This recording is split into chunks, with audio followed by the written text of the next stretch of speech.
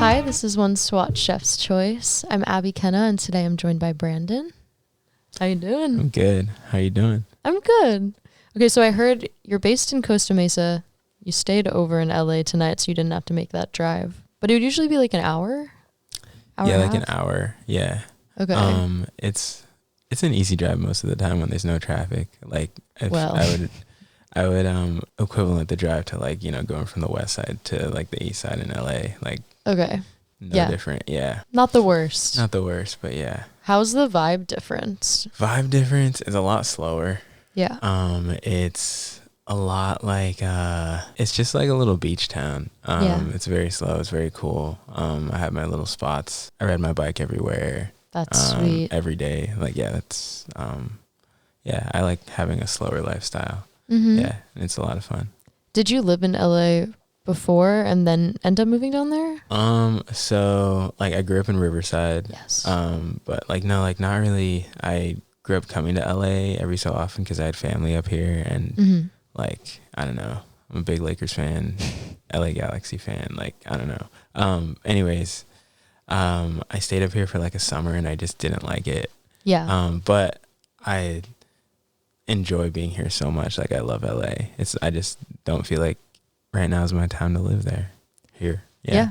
I mean, if you want a slower lifestyle, this is definitely not not the place for it. Yeah, exactly. I've gone down to Long Beach a few times over the past couple of years, and just the difference in how I feel when I step out of the car is it's real. It's crazy. Yeah, I think something about being close to the water really just, I don't know, makes me feel better, makes me feel at peace all the time. Yeah. And yeah, it's a lot of fun. I can hear that peace in the vibe of your music. So thank you. It makes sense. Yeah, it's like a combo. It's like Riverside and like Costa Mesa. It's very like Riverside's also very peaceful. Very like suburby, a lot of trails, a lot of very pretty, like I don't know, the prettiest sunsets from the top of the mountain. Right. Like, yeah, it's amazing. That is a certain kind of peace that like I grew up in New Jersey, and I never would understand it until I moved out here. Yeah. And we were just saying I visited Palm Springs a couple of times, and like witnessing the sunset in the desert and like the silence at night. Yep. That it freaked me out real bad at first, because I'm used to like hearing the highway or hearing the deer, like something. But yeah, the stars in the desert, it's just, unbeatable. Yeah, it's crazy. It's like, I don't know. It's something I'll never like take for granted, like being from a smaller town. Yeah. I mean, Riverside's not that small, but yeah, I love my city. That's sweet. Cities, I guess, plural. Yeah. Yeah. Well, to start diving into your music, I'd love to know, if listeners have never heard your music before, what's the appetizer to you? Appetizer. Okay. My appetizer would probably be Right Back, which is like the first single that we put out on my album. Hey, mama, let's cut the drama. The shaka, double entendre. I just want your lover. Listen to the song in my heart beating like a drummer. Playing my guitar. It's like a nice vibe. It's like, you know, kind of jumpy. You can dance to it. That's not like normal for my music because it's usually very down tempo. This one's quicker, and I'm also still like, I don't know, it's relatively like sad stuff. It's breakup stuff, you know, but it happens. Yeah, like we're lost, but like let's turn up. Like no. That's a good gateway though, because you captivate them with like, we're gonna dance about it, and then you're like, psych, we're also gonna cry about that. We're gonna cry and dance. Exactly. Okay, well, I won't make you divulge your breakup, but walk me through the story of Right Back and like how you came to write that. So Right Back is about like, I guess, you know, I just kind of kept running right back to this person. No matter what. Like she was like had some sort of spell on me. I don't know. Like I didn't care, even though it was like so bad for me. I just kept going right back to her. And like even in the song I say in the words like, you're like cyanide, you know, you're like poison to me, and this is not good for me, and I know it's not good for me, so why am I doing this? I think it's very complex. You know, emotions are complex, and you sometimes like the heart wants what the heart wants, even though it's, you know, it's not the right thing. It's not the right place to be. Yeah. So yeah, I guess, yeah, that's the gist of it. Okay. Yeah. When you were sitting down to write this album, I mean, first question, did you mean to write an album, or did these songs sort of like find each other? Both. Okay. Yeah. So I've meant to write this album. This album's taken me about 5 years. Wow. I feel like I started, I mean, maybe longer, like 5, 6. A few of these songs I started in my dorm room in like 2018 and 2019. Okay. And yeah, like I finished in late 2024 in like November. And yeah, like the songs kind of found each other. You know, I wasn't rushing myself. A lot of my favorite artists that I look up to, they don't rush anything. They kind of just take their time, take their sweet time, and put the art first. And that was really my goal. Yeah. Okay. Yeah. I love that.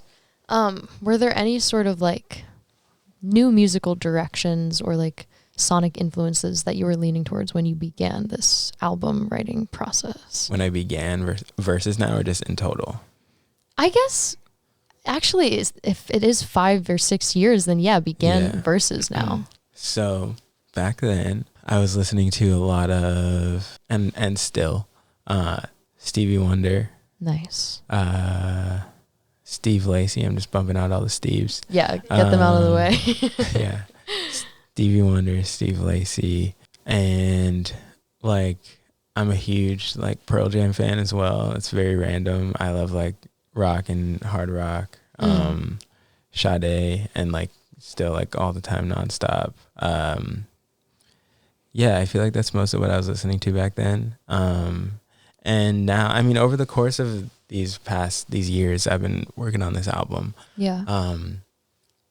I've kind of taken 6 months to a year to pick out one artist or like one genre, and then like study, like completely study, learn their whole discography, learn everything about them, learn where they're from, why they're from, who their influences were, and then so on, like just like rabbit hole after rabbit hole after rabbit hole, like because like I just wanted to know, like, you know, how did they make this music and why is it so good and why were they able to make it? Yeah, it's just like, yeah. Are there a couple that stick out to you, like your favorites to learn about? So I mean, just to go off top, like the first one I did, and I've been a fan of hers for like, I don't know, as long as I can remember, but Carole King. I think she's one of the greatest songwriters ever. Yeah. Joni Mitchell, yeah. Of course. So those two are like top. I also studied Todd Rundgren. And like all through the whole 5 years, like I think in my daily rotation, there's always D'Angelo. There's always Prince. So yeah, I already said Todd. And then I stepped into jazz a lot. And mainly instrumental, like kind of some vocal stuff, but like Pat Metheny, he is my favorite jazz guitarist by far. Like Kurt Rosenwinkel is up there as well, but like Pat is like he's like so good. I went to jazz school, so that name, Amazing. I couldn't unhear it from the guitar majors. I know the impact. And then Jocko, you don't know, I'm sure the same. But of course. Okay, what did you study in? I studied songwriting, so I wasn't quite in like the jazz world, but I had to, every semester we did like jazz standards, and we would have to like re-audition basically. Oh my God. It was Berkeley. Like, okay. Oh, that makes so much sense. Yeah. That's intense. It was intense because I felt like I wasn't necessarily a part of the jazz world, so I was like faking it. Okay. But there is such a contemporary program there that I survived. That's a really cool project to do. To dive into all those different genres, especially like instrumental stuff. Yeah. And I'm working real backwards right now. But how did you start in music? How did I start in music? Yeah. So, like, making music or just my whole story? The whole story, maybe? Yeah, the whole story. Okay. So I was raised by my mom. My mom, she is my idol. She's like the best person to me. When I was little, I just wanted to copy everything that my mom was doing. My mom was singing in the church choir at our church, and yeah, I joined the kids choir at my church because like, you know, it was available and like she let me and stuff. But yeah, joined the kids choir at church. Did that until I like graduated out of it, and joined choir in high school for like 2 years, and then I like skipped out because the teacher sucked. He was just really mean. So yeah, I just got out of there. I mean, just I guess to backtrack a little bit, like my freshman year of high school, I just started making beats for fun, like electronic music and stuff like that. And yeah, like it was cool. It got me to, I don't know, it gave me a better understanding of music and stuff doing that. And yeah, that was fun until like my computer fried itself. And then, yeah, I didn't get another computer until my senior year of high school, which was fun. Like, I started making music again. I helped one of my friends score like a short film for his in high school, like for his senior project, which was dope. And then that's when I picked up the guitar. Okay. So like I had a guitar growing up, but like I didn't know how to play it. I never learned because I'm left-handed.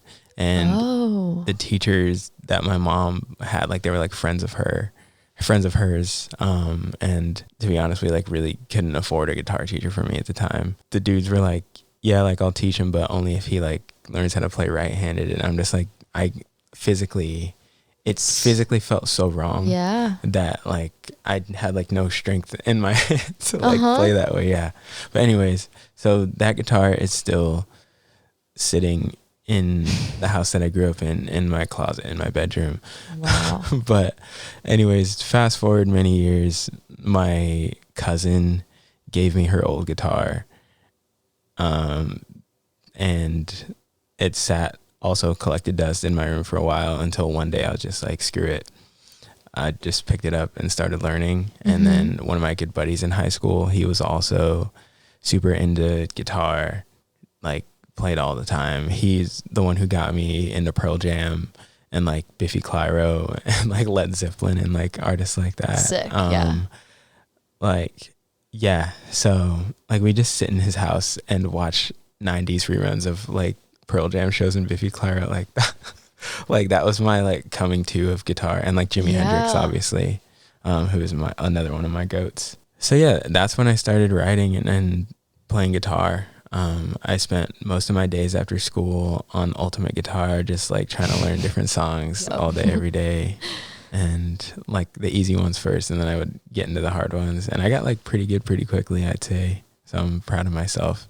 Yeah. It's like the dedication. But that's that. And then I left for college, and time just got consumed with class and sports and all that fun stuff. Like I ran track and cross country in college. So, and then kind of took like a downbeat. Music kind of took a downbeat. And then I just kept getting injured.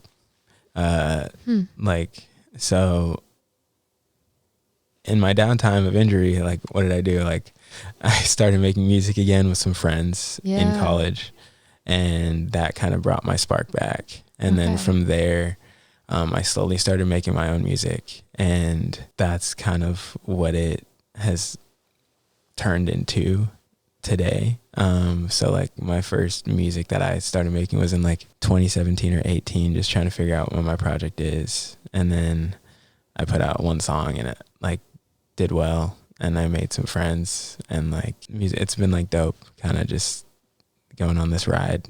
Yeah. Even though like I still have so much more room to grow. Who doesn't? Yeah. Like I'm just very happy to be here. That's amazing. Yeah. Okay. I love the sports adventure in the middle of that is great. You walked in here saying you had watched soccer this morning, so I had a feeling. Yeah, I grew up playing soccer and I ran cross country and track. Yeah. Yeah. It's interesting. I never played sports at all growing up, but I've been more and more exposed to it. And I was reading an interview that our coworker boss Dave did with another artist who said that his other outlet of creativity is soccer. Awesome. Because like there's an art to playing that like once you reach a certain level you can express. And I just like would never have understood that. But yeah. And then I watched Ted Lasso. now I'm like into it. It's really an art. Like I feel like I get both a lot of my creativity, not like from there, but I don't know, who doesn't want to be creative on like a daily basis? Like I went on a run last night. It wasn't boring. I was kind of like, I don't know. It was a weird run because I didn't know I could like still run that fast at that pace. But my friends played soccer on Tuesday, so that's why I did the run last night. And because I'm here right now, and we play in like a few hours normally, but I'm not gonna make it back. So I was just like, I got to do something. But, like running's less creative is all I'm trying to say. I don't know how, but because it's just like one thing and it's solitary, which is still a good like outlet for the thoughts. But to like be in a moment and have to strategize like how you're going to approach a situation in a game. Well, but like I will say yes, running is not that creative, but racing is like so mental.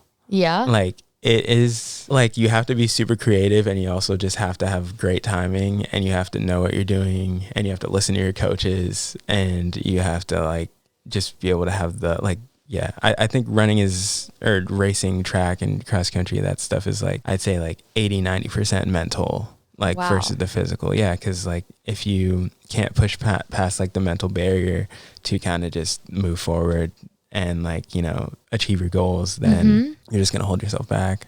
And I feel the same about music, you know what I mean?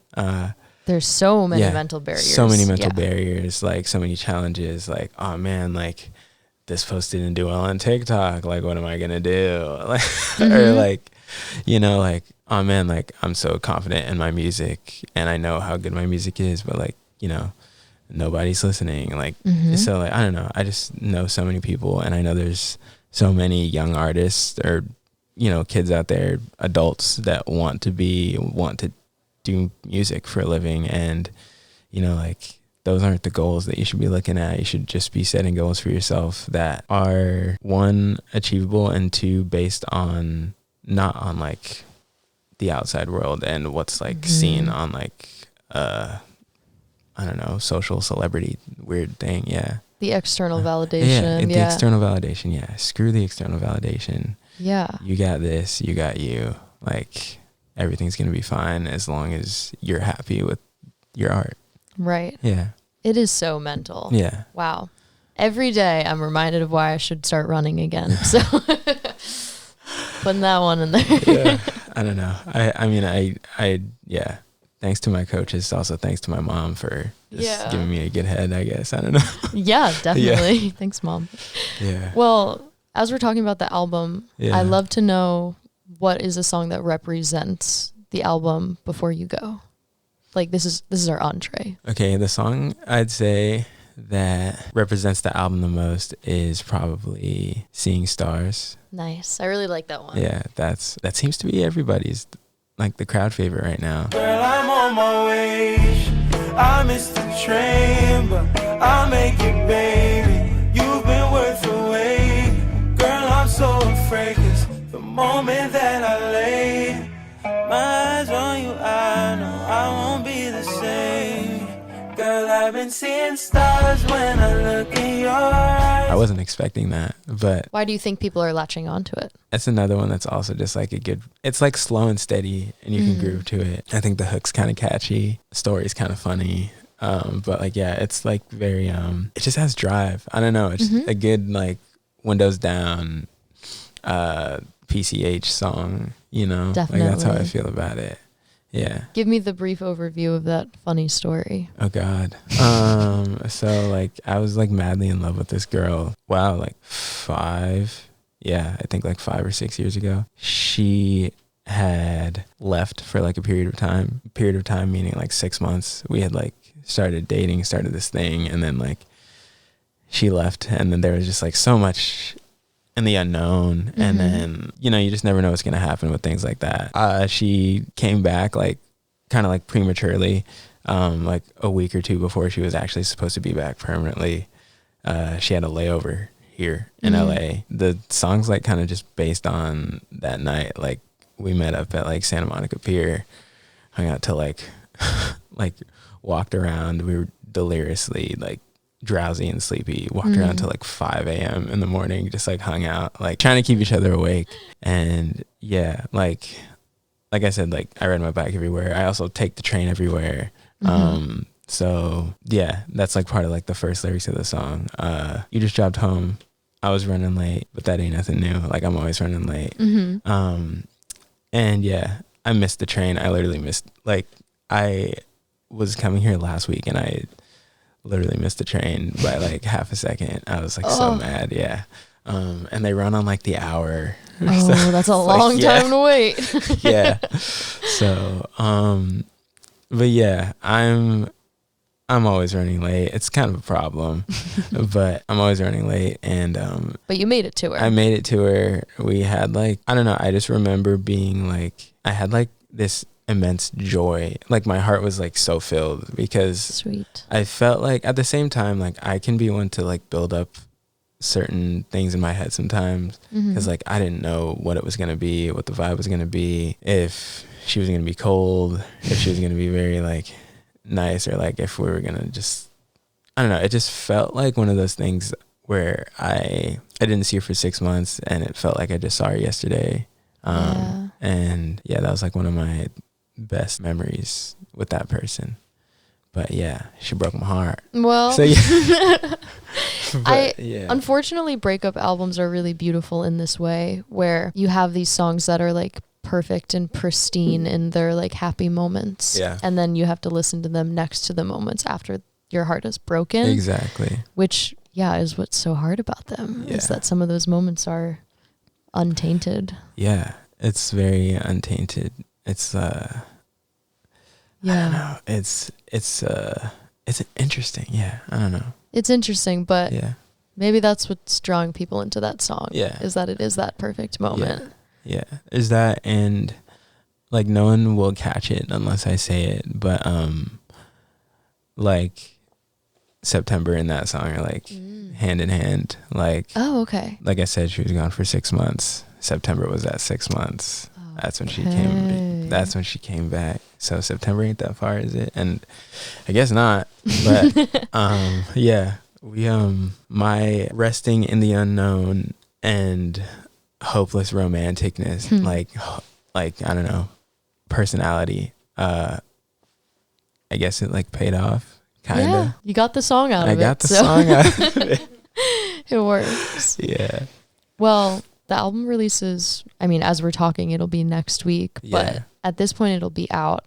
And I'm excited to hear about maybe one or two of the songs that haven't been released that you're excited to put out into the world. Okay. So I would say the first song, it's called You Look Like Love. It is probably the most in love song I have ever written so far. I think that this song is probably, I don't want to say it's my favorite on the album because I don't like doing that. But because these are all my babies, you know. I worked on it for, I literally have a 5-year-old. Think about that. Literally. She's going to kindergarten. She's going to kindergarten. I think it's very special because I was able to kind of just channel that. I'm usually very down in the dumps when it comes to my music. And I'm going to be honest, writing breakup songs is really easy. But writing when you're like in love in the midst of that, it's like really, I think it's a lot harder to articulate your emotions. Yeah. And to kind of just piece together what's going on because, you know, like in a breakup, you're kind of just able to make up answers for yourself. And of course, like, you know, as I'm writing these songs, they're bringing me closure, even if I don't have closure from the from the person. It's just so much easier to kind of just write my emotions out on paper and then like let them live. But like writing out what I'm like currently feeling, like I don't even know what to say. Like I'm so in love. Like how can I, like I'm speechless, you know? And yeah, so that's how I felt about that song. But I wrote that also in different seasons. So that song started in 2019, couldn't finish it because I had the first half and then I was just like, man, like I can't finish this because I just don't have the words yet. And then I went through that breakup. And obviously I'm not going to finish that song when I'm in any sort of space, like feeling like I want to die. Sure. but and then, yeah, like years on, I think this is like 2023. I finally, I'm in a better place. Like I'm seeing someone new. She makes me feel like $1 million. So like half of the song is kind of like about first part and then the current, which is like really interesting to me. I don't know. That is interesting, but I don't know. I completely agree with you. I feel like as artists, we're a lot more inclined to write about things we have to like figure out, which is usually like the sad and hard emotions. Yes. And when you're like in love, it's like, well, I don't have to write this. Yeah, I got just no worries. Like, what do I have to talk about this for? I'm living. Yeah. I'm living. Literally, yeah. I'm living. I don't feel like I'm dying, so why write? Yeah. But I don't know. It's like a little taboo to have written like a love song about two different people, but I so get it. It's like it's less about the person and more about the feeling and like exactly. I was in love both of these times. Yeah. That's that. Yeah. Wow. I can't wait to listen to it. Yeah, that's probably one of my favorites. Yeah. I'm excited. It's special. I can't wait to play that one. Yeah. Yeah. Do we have any live shows coming up? Yes. Night of the album. Okay. May 8th. So like, you know how it drops like 9 p.m. Pacific. So yeah, we're going to do a show here in LA. You said one or two. Did you want me to just talk about another song? You can say another one if you want. Okay. You don't have to. I will. I mean, I feel like I'm down. So the first one I'm going to talk about is You. That is the 9th song on the album, I think, right after September. I don't know. I don't need to talk about the numbers. Anyways, it's on the second half. The album has also 2 sides. It's a truly 2-sided, like, I don't want to say different stories, but complete vibe change from side to side. I appreciate that. Yeah, that's cool. And anyways, You is, I'd say, the emotional root of the album. Where I'm at my most, like, I'd say I'm at my emotional peak. Like, I'm angry, I'm in love, I'm also just like extremely confused. In the song, it starts, some nights I wish you'd call me to tell me you still love me. I'm sitting here in recovery. And then, I know my behavior was ugly, but I just want to know how you're holding up. So it's like, yeah, the situation's already gone. But I was like, that's like probably like the most depressing song I've ever written. Like in whole, like it's all, the whole thing comes together. It's like, it's weird and crazy. Big instrumental parts, big everything. Like, I don't know. It's crazy. I think what sets that song aside for me is the fact that when I wrote this song, I was in Trinidad and Tobago. My family's from Trinidad and Tobago in the Caribbean, small island country off the coast of like Venezuela. Anyways, I was visiting. That was my first time there. Most beautiful place on the planet. Like nothing like it. I will always say that there will never be anything like it. But in the midst of like this beauty, like I'm staying in my aunt's guest house in Tobago, and amidst all this beauty, I'm writing this like terribly sad song. Yeah. Which really like confused me. And it made honestly like no sense. And it left me like feeling really sad and also very confused for like days, because it'd just be like this spark of beauty and then like all of a sudden it's just like raining, like it's like wet season there, I think at the time. Just like rain and rain and rain and rain and then like this spark of light, and I'm like so sad. But yeah, I don't know. That song's a rough one for me, but yeah, I love it. I love that image to go with it too. Yeah. And then lastly, Her Too, which is the last song on the record. I don't know if anyone that listens to my music will be listening to this, but on my EP Coming Clean from 2020, the last song on that project is called Her. So this is Her Part 2, kind of like in, I don't know, same sort of vein, in the same sort of vein. Completely different song, but like same lyrical content. Like I don't know, new people, same old mistakes kind of thing. Yeah, if that makes sense. Yeah. I love a callback. Yeah. To an old concept. Yeah. So yeah, that's that. I'd say it's a good closer. It's a big juxtaposition from the opening song, which is You Look Like Love. I love my album. I'm happy with it. So happy it turned out the way it did. Yeah. It's my little, I don't know, it's a combo of like all my favorite music that I've grown up listening to. And I don't know, stuff whether like my mom's shown it to me or whether I found it or friends have shown me. I'm really excited to listen to it. I think it sounds like you've poured a lot of yourself and like a lot of growth into it. So yeah, I think I was talking to my friend Florian who played on the album. He played sax and like some keys on a few different parts. Nice. He told me that if you come out from start to finish, the same person, like from start to finish of the album, like then like you haven't done the job. Like, you know, if you haven't learned anything, if you haven't changed as a person, if you haven't grown as a person, then back to the chopping board. Damn. You know, like, yeah. So that's I awesome. resonate with that heavily. Like I don't know, when I hear his voice like in my head, like saying that, I'm just like, oh man, like such good words. Yeah. Yeah. That's great. Yeah.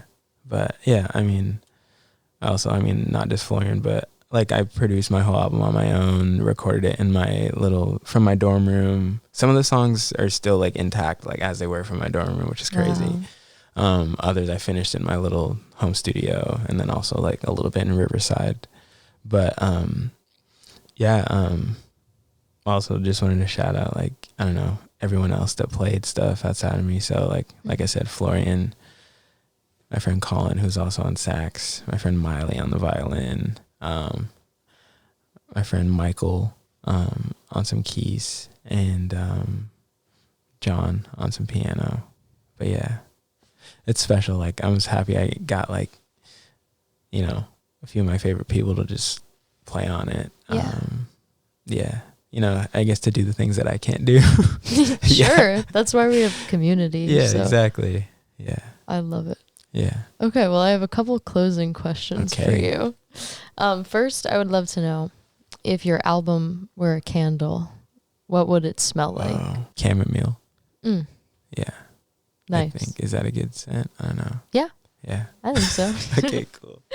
I'd also love to know your favorite sound right now, but like a life sound. Like if you have a dog, like your dog like walking in the next room, or like birds in the morning, or garbage trucks. Garbage trucks is crazy. Garbage trucks is crazy. I would say, what's my favorite sound right now?